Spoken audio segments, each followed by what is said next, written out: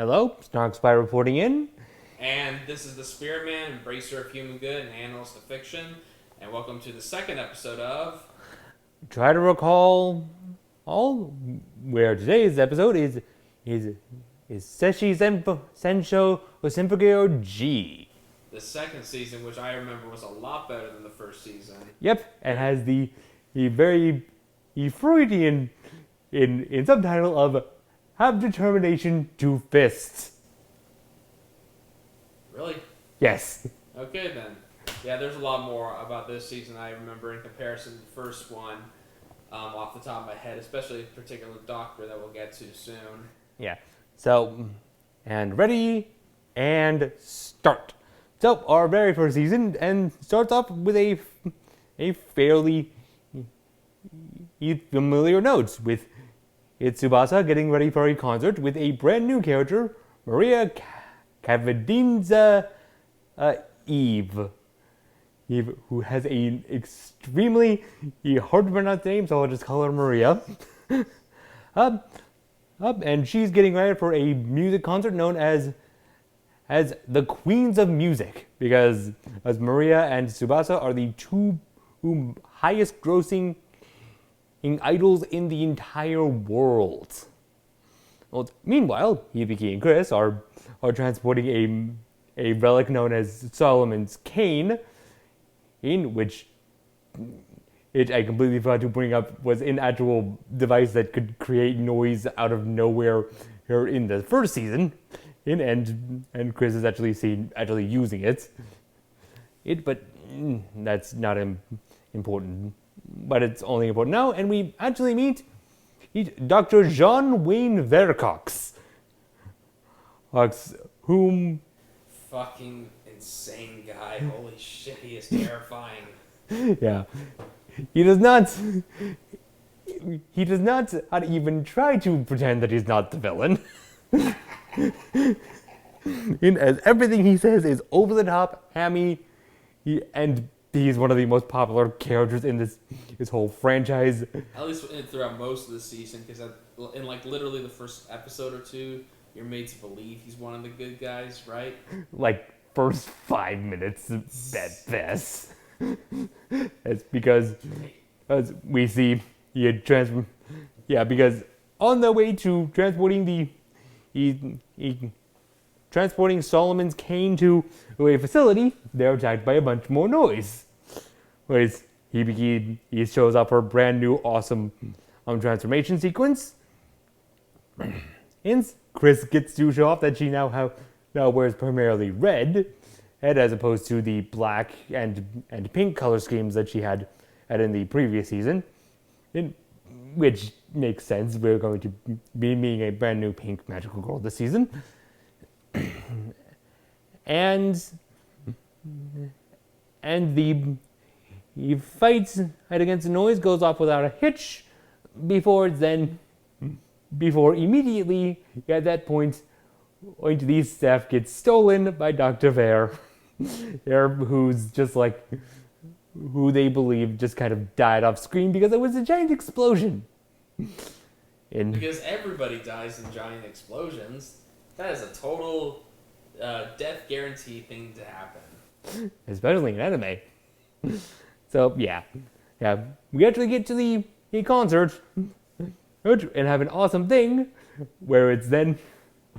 However, things go sour when in Maria turns out, is the leader of a brand new terrorist organization known as Fine, where she reveals that they're known as... They're headed by the most evil mastermind of all. Mom! Mom! Come in, Mom. We are reporting, Mom. Yeah, and it's both revealed in a shocking twist. It's that A, Maria has Gungnir, and B, that she is apparently the reincarnation of Fine, and wants to finish what Fine started, and deal with the moon. More particularly in this case, it appears that Fine's laser actually knocked the moon out of orbit. It's just like, yeah, we need to unite under a single banner to try and stop the moon from falling. So we'll make ourselves the villain that everyone unites against, and become and be the villains. We're then introduced to her two sidekicks, Shirabe Tsukiyomi and Akatsuki Kirika, whom are a rollerblading ballerina magical girl and a Grim Reaper or death metal spewing punk magical girl. And after barely stopping Tsubasa from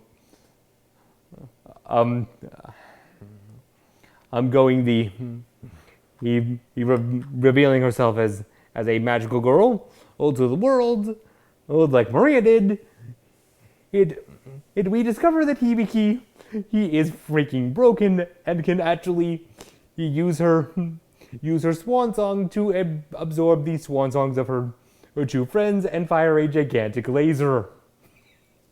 So have we gotten to the part with the concert with Maria? Well, yeah, I literally started with the concert. Really? Yes. I must have. And we had that whole moment where where Maria makes demands to the entire world, that the entire world surrenders itself to the organization known as Fine. Because they control the noise, they demand that every government surrender and all that, and we have our hilarious Obama cameo, who's just standing up like, I didn't actually holy fuck, those Japanese girls are out of their goddamn minds. Yep. So we then find out fairly quickly that Dr. Vera is on the bad guy's side. Maria is the reincarnation of Fine, and that Hibiki, he is experiencing slight amounts of backlash from her Gungnir for some reason. In a part that comes up immediately when they go back to Kadingo to try and capture her Fine, to capture Fine's agents, only to be met with Dr. Ver, a bunch of noise, and a monster known as the Nephilim, which then proceeds to fight against the girls, and while Tsubasa and Chris are incapacitated, Hibiki is fighting the thing, and with a whiffed punch, gets her arm bitten off. And that is the end of episode 3, I believe. Wow. Okay then. Yep, season 2 was basically just kind of... I believe that season 2 was actually just kind of slice of life stuff where we just find out that Shirobei does not like that Hibiki he is so gung-ho about saving people because she apparently did not go through any sort of hardship to go through what she's going for. A statement that Shirobei will later eat because, dear God, that is the most untrue statement. Hibiki has one of the most messed up backstories in this series. Okay then. So yeah, after getting her arm cut off, Hibiki goes berserk. Regenerates her arm, rips out the Nephilim's heart, and kills the thing. Dr. Ver, hereupon realizes this, cries, pisses himself, and runs away like a little baby. You can say little bitch, nobody will judge you. I mean, believe me, he hasn't reached the point where he requires that. So yeah, we then find out that Hibiki's Gungnir are being implanted into Hibiki's freaking chest as near her heart, or is a bad thing as it is current, as every time that she uses it, it grows, and slowly kills Hibiki from the inside. This is not a good thing. So, the organization in that I believe now goes by Song, the Sentinels of the Nexus. No, Society of Nexus Guardians. Society of Nexus. Yeah, Song. Song now is now asking Miku, who, you know what, you should probably not let Hibiki fight. Right. During this, we find out that Maria is not in fact at Fine, and that for some reason, Kirika is having dreams of Fine. Right, other such small details. Shirabe and Kirika are extremely flirty, and are the second lesbian pair of this series. So yeah. This point in the series, Hibiki is attempting in her best to do as the doctor orders and not fight against noise, but yeah, no, she's not exactly going to do that. As we find out Hibiki's backstory, that's because she was the only survivor of these Y-Wing attack concert in season 1, and people actually started blaming her as a potential cause of it, as there's no way an unimportant and completely ordinary girl would be able to survive. I've like she did when no one else aside from Tsubasa was confirmed to have lived through that whole thing. So she received several death threats as her dad lost her job, and then later on people started firebombing her house in raids that I believe they actually bring up in an interview means that he actually had to go into criminal protection services, which honestly makes Shirabe's his statement of Hibiki never going through loss or hardship complete and utter BS, which honestly Shirabe would not be able to know how wrong she was. As we get a couple of moments where Hibiki and Miku are cute together, or their friend and who's obsessed with anime, it brings up that Hibiki is dense as if she was the main character of a harem anime. Actual statement that's made about Hibiki. And yeah, at this point, when Hibiki is dense as all heck and can totally be a harem anime protagonist, it's at this point that Hibiki is then then finds Dr. Vare just kind of limping around, a cane of Solomon in hand, and then the Nephilim's heart, or just randomly in the street because as he hoofed it away from Kadinger, or like a little baby. At which point, when Shirabe and Kirika, who were supposed to be there to retrieve him, come to his aid. Dr. Vare, in a move, puts a drug in them, and that he says will allow them to sing their swan songs without limits and not die. A complete lie. This will actually just kill them and faster. And when they sing their swan songs, we discover that at Hibiki, he does not have to have the willing consent of a SymphoGear to use their swan song. Oh, right, before this point, we actually see Hibiki punch a noise without transforming, because at this point she is more relic than man. And yeah, after a gigantic rainbow laser, that makes the villains go, oh man, and she will kick our butts. That's because we don't have our strongest attacks. Actually, she could just use them against us. Decided to retreat with Dr. Bear in tow. It's at this point that he reaches critical mass, and Miku, who becomes exceptionally desperate in trying to protect Hibiki.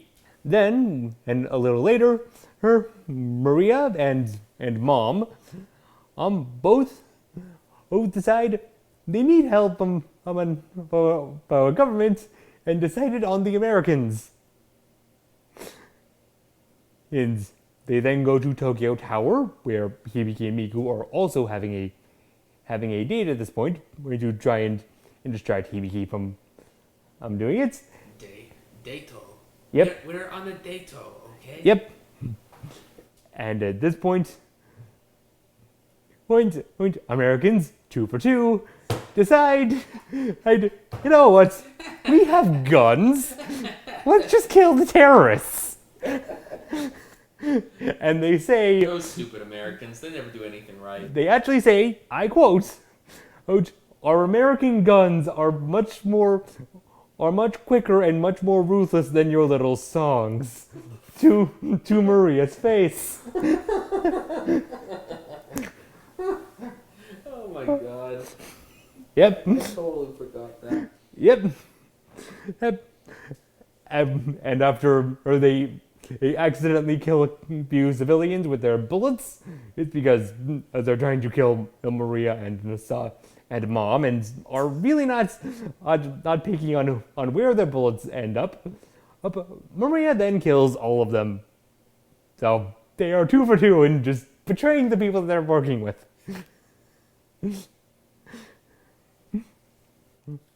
So yeah, season 2, whose 6th episode then ends with Hibiki dangling off the sky tower and having to transform to survive.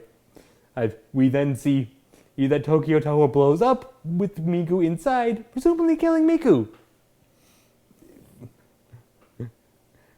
The very next episode, we find out that Miku is not only alive, but on the capture of Fine and having been saved by Maria, who is very, very guilty of what she has done and all of the terrible decisions that she's made.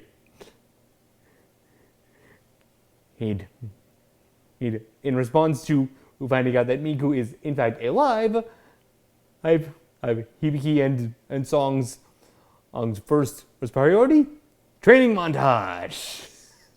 But where Genjiro sings the Chinese Cantonese his cop story song.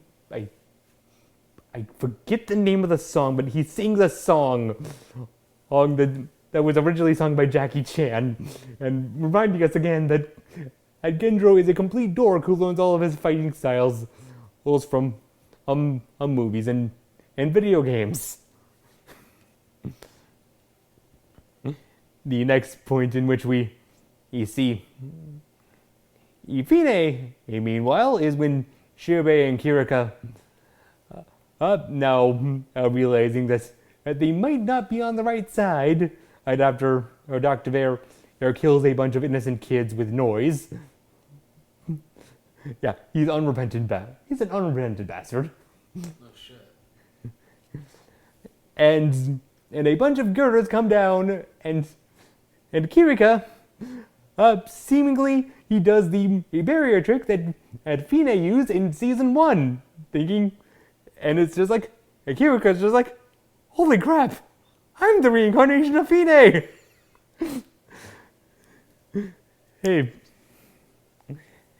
Hey.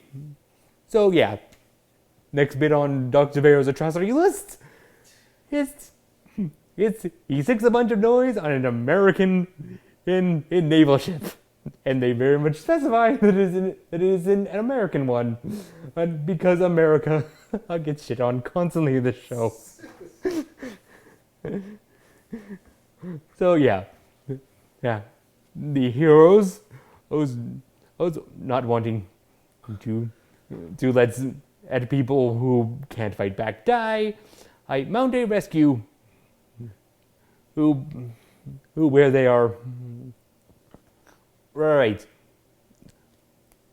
Need to actually establish is that the bad guys have a magical relic known as SymphoGear, which is a magical mirror of something that gives their helicopter or stealth cloak technology, and has a little beam that negates its relic abilities.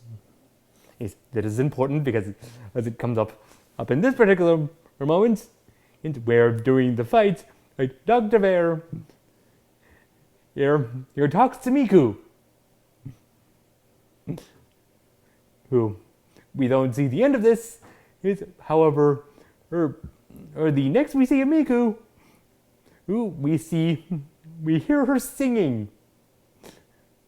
She's singing dubstep and has a gear, the SymphoGear, and she is part of Fine now. Dun dun dun! Yeah, so she brainwashed? She is not brainwashed. No. Yeah, we originally thought that she's brainwashed, at which point in the very next episode, that Dr. Vero then told Miku, who, you know what? But you were part of the training facility, and given in the ability to and have the compatibility to use a gear. Here's a relic. You can use it to protect Hibiki. He gloriously announces this by saying, "My plan for this whole thing hinged on love." The doctor says that? Yep. This confuses Mom, who said then and fires back, "What does love have to do with any of this?" Because Mom is completely out of the loop and is unaware that at Miku and Hibiki, you're basically girlfriend to girlfriend. So yeah, who's very much dangerous as she has a bunch of lasers that blow up things, and she's actually kicking both Tsubasa and Chris's butts. That's Shirei, having enough of this, decides to defect and prevent any more people from dying to Dr. Vere's ways. It's Dr. Vere, knowing about this, still on his whole love thing, then tells Kirika, "You know what? I noticed that you're being very skittish. Here's a vial of drugs that will shout out a SymphoGear. Stop Shirobei." And Kirika does. Because Kirika really just wants to do one good thing before Fine takes over her mind. And Kirika it's knocked around a bit more when the heroes save Shirei, and we are then introduced to the fact that as Tsubasa's manager is a freaking ninja as he runs across the water with Shirobei in hand. Just because at this point, we are just getting into the point where things get crazy. Hibiki, now how tired of her girlfriend and going on a rampage, and is very much potentially embarrassed by the fact that Hibiki's that Miku is singing what's essentially a love song about how much she wants to protect and keep Hibiki kept up in a box, which we actually find out in a short thing that the songs are all the characters like inner thoughts and desires and all that stuff, and just like oh yeah, these are Miku's true feelings. She is undoubtedly in love with Hibiki. I thought you were gonna say she literally had a box to put Hibiki in. I mean, she probably did. We see Miku in a cage, and most likely Miku's next step after grabbing Hibiki was most likely to put her in that cage, so that Hibiki can't kill herself by transforming anymore. Hibiki, in response to this, its heartfelt desire of Miku to keep her safe, is to transform and try and stop her.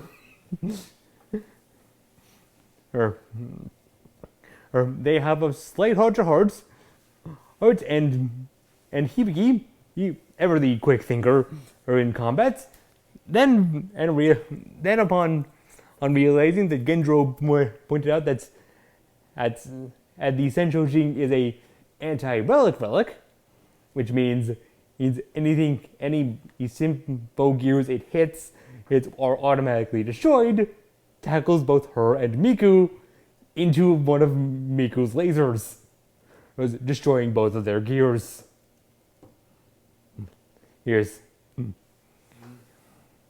At this point, once the villains find a relic of their own a airship known as the Frontier, and at this point, Maria's just kind of stopped caring, and just like you know what?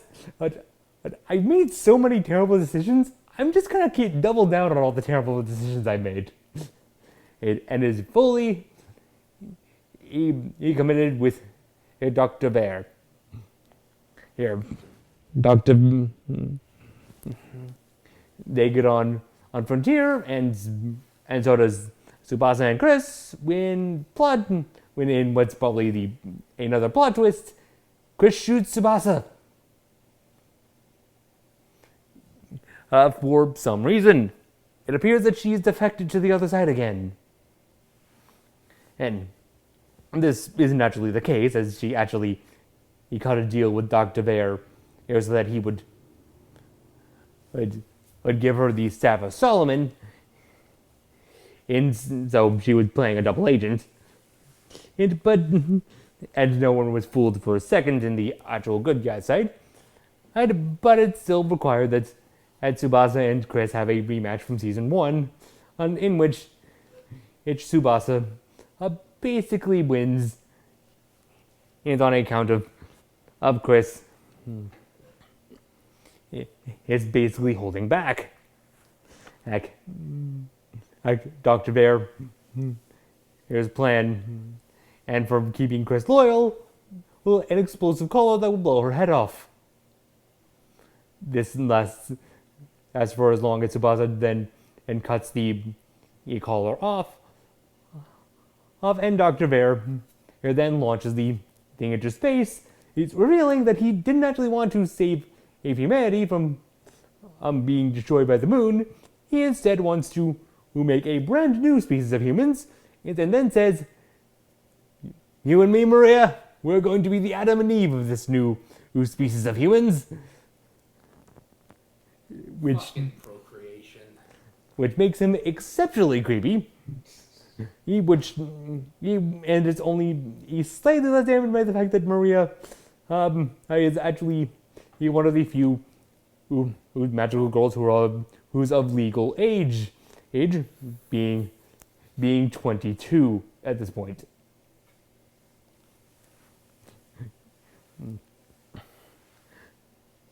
Right. So yeah, Maria goes into a gigantic angst thing, and Hibiki, he wanting to save Maria, runs into Frontier without a gear, mind you. And you know what? I completely forgot the actual first thing that we saw. That was the fact that Maria actually had a sister who died. So basically, Maria throughout this entire season has had a broken gear that belonged to her sister,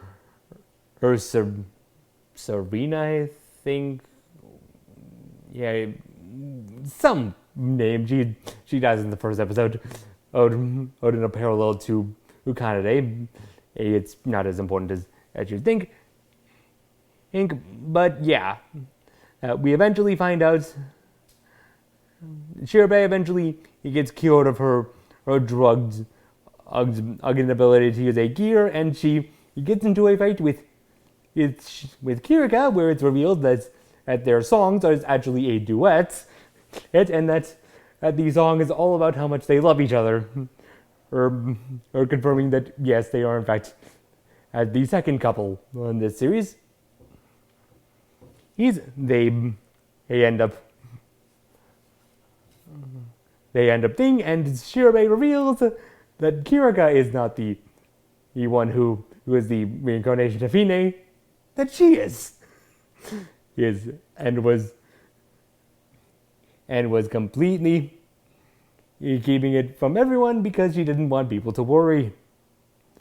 We get an emotionally charged moment where Kirika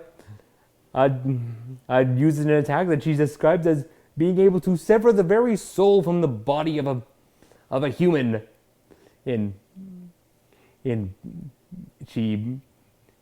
Which she wasn't actually planning on hitting Shirobei with, but was basically just like, you know what? But I should probably die for Shirobei because I'm still under the impression that I'm Fine, and I don't believe if Shirobei it's a reincarnation of Fine, and then hits Shirobei, and when Shirobei he doesn't block, it's then revealed that Fine decided inside Shirobei, you know what? I want to have a redemption arc as well. I'm just going to take this attack, and permanently die. I to make a better future, and make sure that none of my other descendants has to become me. After that point, he confronts Maria, and when Maria tries to attack Hibiki with Gungnir, he grabs Gungnir by the spear and takes Gungnir. This is for some reason it leaves Maria completely stark naked. And Dr. Bear, sick of everything, and then proceeds to launch Mom into space, who at this point was trying to hack into the frontier and actually he finished their thing of keeping the moon in place. And she ends up dying on the moon. Moon just rockets. Dr. Bear is eventually cornered and ends up sticking a brand new Nephilim, which had been growing from the heart that Hibiki ripped out earlier, and made all of them, and it is now a gigantic size. As the frontier is destroyed by the Nephilim, and Dr. Bear is captured by Genjiro and Tsubasa's manager, who I will actually introduce now as Ogata, because he's somewhat important. And as they are getting away, a piece of debris comes and falls, with Dr. Bear claiming, "I'll become a martyr! I will become a hero for this world!" Genjiro punches the boulder out of the air. Aaron goes, No, you're gonna live. You're not gonna die, hero." At which point, Dr. Beard cries like a little bitch. It's because he can't be a hero. Back at the actual heroes, they then proceed to go into a super form, which we briefly saw in the first series known as X-Drive, where they destroy the Nephilim and put the moon back in place. But then, and due to the explosion of the Nephilim, after being destroyed, they are sent straight back to the ground, and there is a portal open. In Miku, wanting to actually do something that's not evil, then proceeds to run on at least a mile. Will pick up the Solomon's cane that had fallen to the ground, and then throw the thing 2 miles into the air, into the portal that it had created. Miku, clearly, he did not need a gear to be superhuman. The season ends with the magical girls of Fine saying sorry, and everyone has a happy thing with Hibiki and Miku, who making up with Miku very much being assured that at her greatest its use to Hibiki is to basically be her wife and make sure that she has a person to come back to. And the bad guys go on and live normal lives, don't they? The bad guys basically join Song. They just join. Yeah, they join the good guys' side. And season 2 ends. with a hint that there may be another villain group in there somewhere. Yeah, because where the heck did Fine get their technology from? And season 2 ends. Okay then, well thank you for that enlightening journey for the second season of SymphoGear. And yep, well, this has been the Snark Spy signing off. And Spearman signing off. Join us in the next couple videos for the rest of the SymphoGear series thus far, as retold by the Snark Spy off of Loose Memory. Thank you.